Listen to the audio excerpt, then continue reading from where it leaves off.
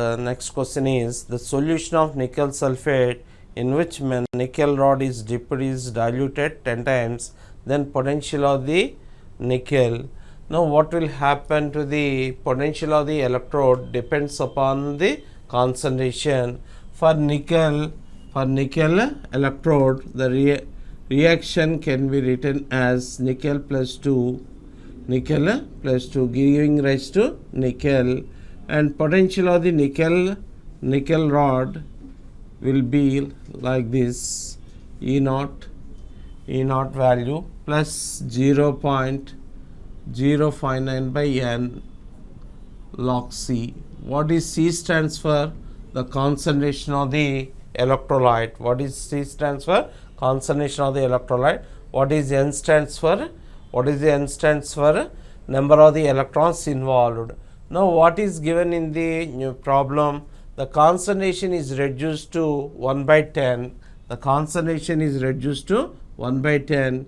Then E naught, for this we can practically take it as 0.06 into 2, and since the concentration is diluted by 10 times, what will be the E cell now? E naught of the electrode will be E naught minus 0.03 volts. Converting, that is, what does it imply? The potential of the electrode decreases by 0.03 volts. When it converted into millivolts, 0.03 into 1000 millivolts, it comes to 30. It comes to 30 millivolts. Next, option 3 is the answer. Now what is the question? The standard EMF is that, what is the EMF for the cell reaction when 0.1 molar Cu plus 2 and 0.1 molar Zn plus 2 are taken? What is the cell reaction here? Zn plus Cu plus 2 gives rise to Zn plus Cu plus 2 gives rise to Zn plus 2 plus Cu. What will be the reaction coefficient here? Zn plus 2 by Cu plus 2.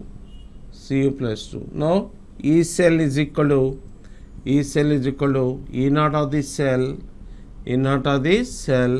minus 0.059 by N, 2 electrons, log Zn plus 2 by Cu plus 2. What is Zn plus 2 concentration?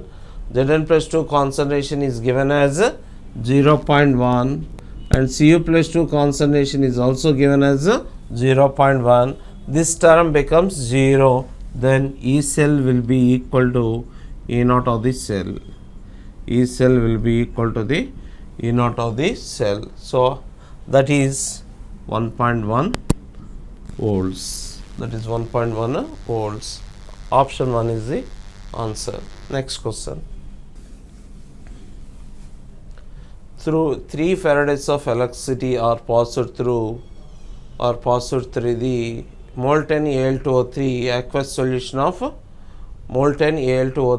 aqueous solution of CSO4 and molten NaCl, then what will be the products we get at the cathodes?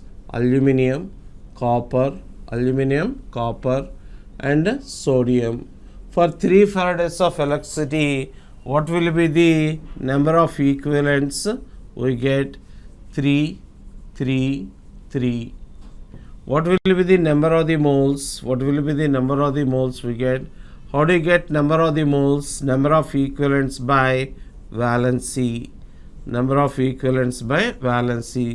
3 by 3. For copper, valency is 2. For sodium, valency is 1.